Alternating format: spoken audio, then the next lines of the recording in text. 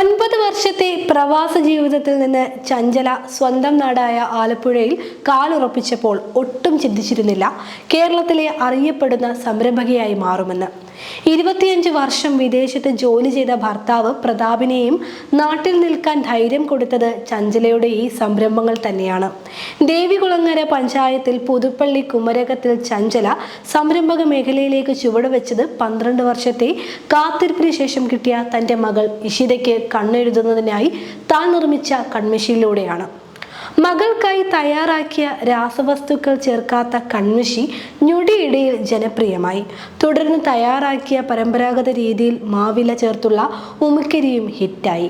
പിന്നീട് ശുദ്ധമായ ഔഷധക്കൂട്ടുകൾ കൊണ്ട് തയ്യാറാക്കിയ വിവിധ ഉൽപ്പന്നങ്ങൾ ചഞ്ചലയുടെ കൈകളിൽ പിറന്നു.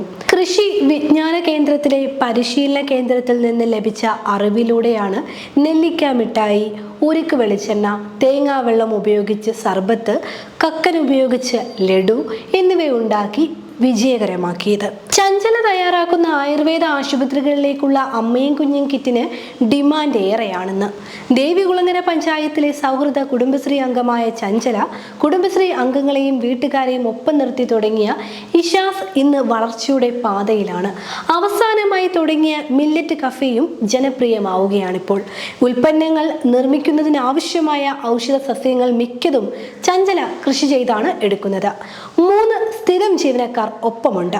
പഞ്ചായത്ത്, CDS, ആയുർവേദ ആശുപത്രികൾ, സോഷ്യൽ മീഡിയ, പഞ്ചായത്ത് ചന്തകൾ, സരസ് മേളകൾ, കുടുംബശ്രീയുടെ മേളകൾ എന്നിവിടങ്ങളിലെല്ലാം ചഞ്ചലയ്ക്ക് വിപണനത്തിനായി ക്ഷണമുണ്ട്. തേനീച്ച മെഴുകുതിരി, തേനീച്ച മെഴുകു ബാം, ദന്തപാല എണ്ണ, കുടങ്ങൽ അരിപ്പൊടി, കരിനൊച്ചി അരിപ്പൊടി, നാടൻ പിഴിപുളി, ചെറുധാന്യങ്ങൾ ഉപയോഗിച്ചുള്ള വിവിധ മൂല്യവർദ്ധിത ഉൽപ്പന്നങ്ങൾ എന്നിവയാണ് മറ്റ് ശ്രദ്ധേയമായ ഉൽപ്പന്നങ്ങൾ. എല്ലാ ഉൽപ്പന്നങ്ങൾക്കും കുടുംബശ്രീ രജിസ്ട്രേഷനുമുണ്ട്. ഈ യുവ സംരംഭകയ്ക്ക് ലഭിക്കുന്ന ജനപിന്തുണ വരും കാലങ്ങളിൽ സ്ത്രീകൾക്ക് സ്വയം തൊഴിൽ ചെയ്യുന്നതിൽ പ്രചോദനമായി തീരട്ടെ എന്ന് ആശംസിക്കുന്നു.